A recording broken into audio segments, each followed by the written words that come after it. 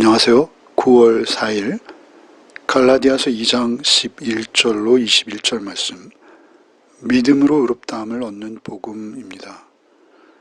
사도께서는 안디옥에서 있었던 베드로와의 일화를 소개하십니다. 의도는 하나입니다. 오직 믿음으로 살아야 한다라는 것입니다.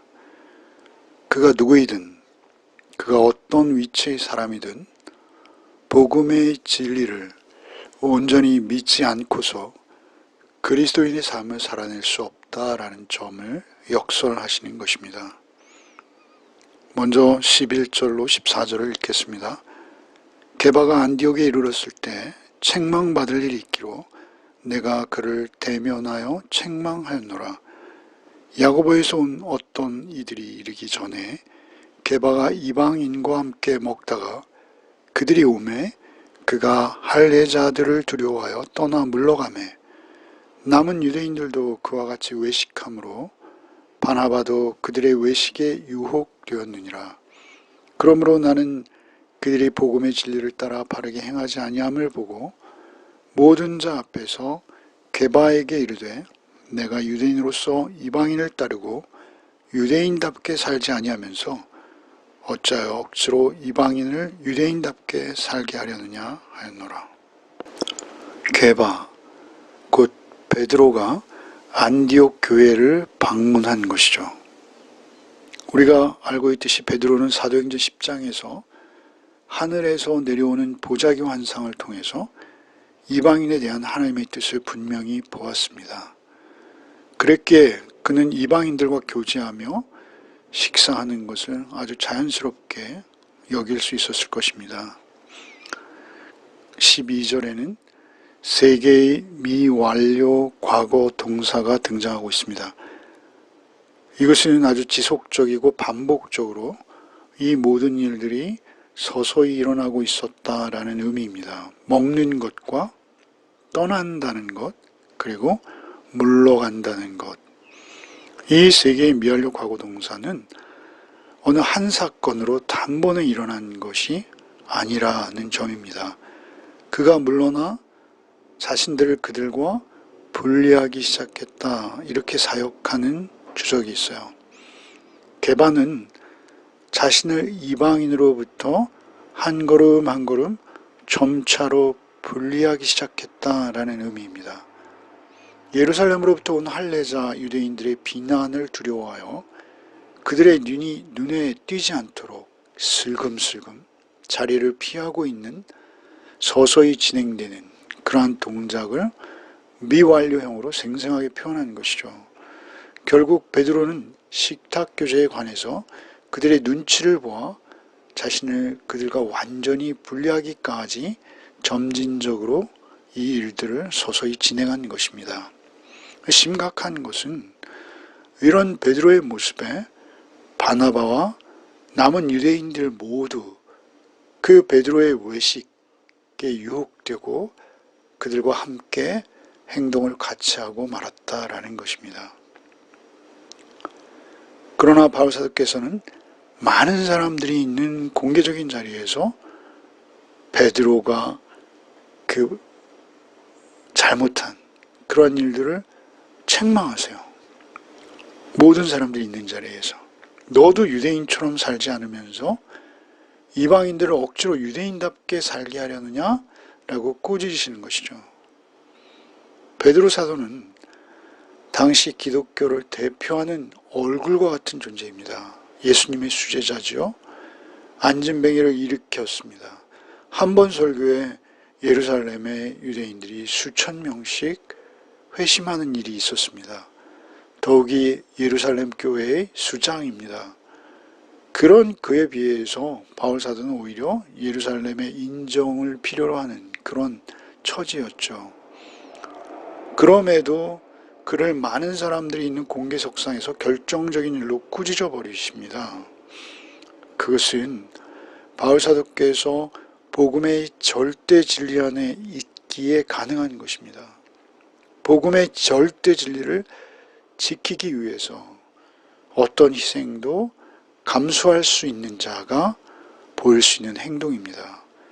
더욱이 놀라운 것은 그 책망을 받는 베드로의 모습도 또한 놀랐습니다. 비록 오늘 본문에는 등장하지 않습니다만 베드로의 반응이 너무 은혜스러운 것이죠. 예수 그리스도의 복음의 능력이 아니고서는 불가능한 일입니다. 베드로 사도는 그의 사역을 통해서 끝까지 바울 사도를 지지하고 무한한 신뢰를 보내고 있습니다. 베드로 후서에 보면 베드로 사도는 바울 사도를 사랑하는 형제 바울이라고 극진히 언급하고 있는 것을 볼 수 있습니다. 베드로의 놀라운 점은 그가 복음 안에서 예수님의 온전한 제자로 살아가는 것이 분명합니다. 누구나 완전한 사람은 없습니다. 베드로 역시 실수를 많이 했습니다. 오직 완전한 복음만 있습니다. 그 완전한 복음 앞에 살아가는 자, 그 복음만이 인간을 하나님의 섭리에 순종하는 사람다운 삶으로 살아갈 수 있는 능력이 있다라는 것입니다. 바울 사도나 베드로 사도의 모습은 우리가 본받아야 할 모습들이지요. 오늘날 현대교회가 특별히 그렇습니다. 그러나 더욱 소중한 것은 복음의 진리 안에 있는 것이 가장 큰 복이라는 사실입니다. 이어서 바울 사도께서는 이신칭의의 원리를 다시 설명하시면서 그 절대성과 확실성을 언급하시는 것이죠. 15절과 16절을 읽겠습니다. 우리는 본래 유대인이요 이방 죄인이 아니로되 사람이 의롭게 되는 것은 율법의 행위로 말미암음이 아니요 오직 예수 그리스도를 믿음으로 말미암는 줄 알므로 우리도 그리스도 예수를 믿나니 이는 우리가 율법의 행위로서가 아니고 그리스도를 믿음으로써 의롭다함을 얻으려 함이라. 율법의 행위로서는 의롭다함을 얻을 육체가 없느니라. 15절은 유대인의 독선에서 나오는 이방인에 대한 통상적인 언급이라고 보아야 합니다. 바울 사도께서는 유대인의 특권을 자랑하거나 이방인들을 조소하려고 이런 말씀을 하신 것이 절대 아니죠. 이 말 속에는 다소 반어적인 의미가 포함되어 있습니다. 오히려 선민의식에 붙들려 이방인을 하찮게 여기는 유대인들의 교만한 태도를 어느 정도는 드러내시려는 의도가 있다라고 여겨집니다. 16절에 사람이 의롭게 되는 것은 율법의 행위에 의해서가 아니라고 말씀하시고 오직 예수 그리스도를 믿는 믿음만이 의롭다함을 얻을 수 있다라고 두 번에 걸쳐서 내용을 반복하시는 것이 16절이죠. 우리가 잘 아는 너무도 유명한 구절입니다. 여기서 의롭게 된다라는 표현, 또 의롭다함을 얻는다, 다 수동태죠. 의롭게 된다, 의롭다함을 얻는다. 이 표현이 우리에게 말하는 것은 인간은 스스로 의롭게 될 수 없다라는 것입니다. 의는 하나님의 속성이요 인간에게 있는 것이 아니기 때문입니다. 인간이 율법을 준수하는 행위나 공로로 구원받지 못한다는 것이죠. 오직 의의 주권자이신 하나님께서 보내신 예수 그리스도의 대속의 죽으심과 부활을 믿는 자들에게 의롭다라고 인정해 주시는 것입니다. 유대사회가 스스로 만들어내는 어떤 기준 또는 규범에 의한 행위들로 스스로 구원 얻는 것은 전혀 불가능하다는 것이죠. 하나님께서는 단지 믿음을 통하여 인간을 의롭다라고 선언하신다라는 것은 진리입니다. 믿음을 통해서 그리스도와 연합한 자들을 의롭다고 여겨주시는 것입니다. 이 믿음이 생명력이 있습니다. 그래서 그를 믿는 자는 그 믿는 성도로 하여금 하나님 나라에 합당한 존재로 살게 하시는 능력이 있습니다. 할례나 율법을 준행하는 행위 자체가 사람을 구원할 수 없는 것을 분명하게 강조하시는 것이죠. 이어서 사도께서는 율법으로 회개하는 것이 얼마나 부당한 것인지, 율법으로 다시 돌아가는 것, 그것은 참으로 부당하다라고 믿음 안에서 산다는 것이 무엇인지를 대비시켜서 강조하십니다. 17절로 21절을 읽으시겠습니다. 17절부터 읽겠습니다. 만일 우리가 그리스도 안에서 의롭게 되려 하다가 죄인으로 드러나면 그리스도께서 죄를 짓게 하는 자냐? 결코 그럴 수 없느니라. 만일 내가 헐었던 것을 다시 세우면 내가 나를 범법한 자로 만드는 것이라. 내가 율법으로 말미암아 율법에 대하여 죽었나니 이는 하나님에 대하여 살려 함이라. 내가 그리스도와 함께 십자가에 못 박혔나니 그런즉 이제는 내가 사는 것이 아니요 오직 내 안에 그리스도께서 사시는 것이라. 이제 내가 육체 가운데 사는 것은 나를 사랑하사 나를 위하여 자기 자신을 버리신 하나님의 아들을 믿는 믿음 안에서 사는 것이라. 내가 하나님의 은혜를 패하지 아니하노니 만일 의롭게 되는 것이 율법으로 말미암으면 그리스도께서 헛되이 죽으셨느니라. 17절에 그리스도 안에서는 이 말씀을 강조하시죠. 그러니까 그리스도 안에서 의롭게 되려 하다가 이렇게 말씀하세요. 그리스도 안에서라는 것은 사도께서 자주 쓰시는 그런 표현법입니다. 그리스도와의 연합을 강조하시는 그리스도와의 연합입니다. 그렇게 그리스도 안에 산다는 것은 아담 안에 살던 내가 그리스도와 새롭게 생명으로 연합해서 최선을 다해서 살려고 하는 가운데 그런 의미입니다. 율법을 기준으로 죄인으로 드러난다면 그렇게 최선을 다해 살고 있음에도 율법의 잣대로 죄인으로 드러날 때 그것으로 인해서 그리스도께서 나를 죄짓게 한 분이 되겠는가? 라고 물으시는 것입니다.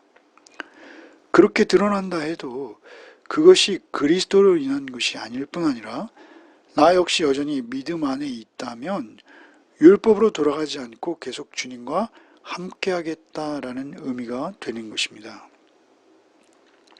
그리스도 안에 있는 자신을 더 이상 율법이 정죄할 수 없다는 것이죠. 이렇게 말씀하시는 것은 율법을 지켜내는 자신의 공로로 구원받을 수 없음을 스스로 철저히 깨달았기 때문입니다. 18절에 헐었던 것을 다시 세우려 하는 자로서 표현하시죠. 그래서 다분히 베드로를 염두에 둔 표현이십니다.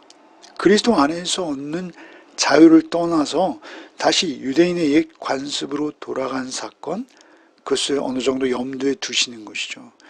이제 다시 자신이 율법을 세우는 것, 그것은 하나님의 사랑에 대한 배신이라는 것입니다. 19절에 내가 율법에 대해 아주 죽었다 이런 표현을 쓰십니다. 죽었다라는 것은 모든 관계가 완전히 단절되었다라는 의미죠.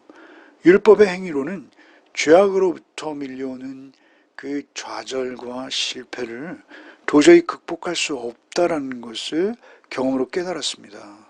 오히려 율법은 인간의 죄를 더욱 죄되게 할 뿐이라는 것을 사도께서는 깨달은 것이죠. 그래서 율법에 대해서 내가 죽었다 이렇게 표현하십니다.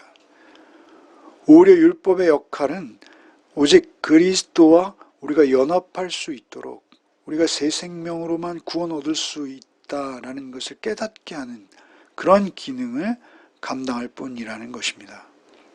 그리고 우리가 암송하는 20절의 고백을 하시는 것이죠. 그리스도 안에서 나 죽고 예수로 산다라는 고백입니다. 그토록 교만하고 자존심이 강한 유대인 중에 유대인이요 바리새인 중에 바리새인이던 자신이 예수와 함께 죽었다라고 고백하는 것이죠. 이것은 유대교와 율법의 모든 것을 걸었던 자신의 모든 과거를 부정하는 것입니다. 이제 주의 십자가 죽으심을 볼 때 그것이 얼마나 허울뿐인 종교심이요 외식이요 가식인 것을 철저히 깨닫고 오히려 배설물처럼 버리는 정도가 아니라 내가 그것과 완전히 죽은 자와 같이 단절되었다라는 것입니다. 이제 오직 나의 삶의 모든 동기와 배경이 나를 위해 십자가에 자신의 몸을 내어주신 주의 사랑으로만 살겠다. 엄청난 변화와 고백인 것이죠. 이제는 내 안에 나 대신 그리스도께서 사신다라는 고백입니다. 율법 대신에 믿음으로 살겠다는 고백입니다. 과거 옛사람 대신에 주의 사랑 안에서 얻은 새 생명의 새 사람으로만 살겠다라는 고백입니다. 육체 가운데 살지만 이제 더 이상 내 생각을 쫓아 사는 것이 아니라 오직 성령님을 쫓아 사는 삶을 살겠다라는 고백인 것이죠. 21절에 예수 그리스도의 죽으심과 부활과 신비적 연합으로 연합하는 것, 그러한 삶을 전적으로 하나님의 일방적인 은혜로 되었다, 선물로 되었다라고 고백하시는 것이죠. 하나님께서 주시는 값없는 은혜의 선물이라는 것을 고백하시는 거예요. 만일 옛날 삶의 방식으로 내가 돌아간다면 이것은 십자가를 불필요한 것으로 만드는 크나큰 범죄요, 하나님의 은혜를 저버리는 배신행위다 라고 고백하고 있는 것입니다. 기도하시겠습니다. 주님, 오늘도 주의 복음을 새롭게 또한 듣게 하시니 감사합니다. 우리가 듣는 것에서 나아가 주의 죽으심과 부활하심을 잠시도 잊지 않고 우리의 삶으로 살아내게 하여 주옵소서.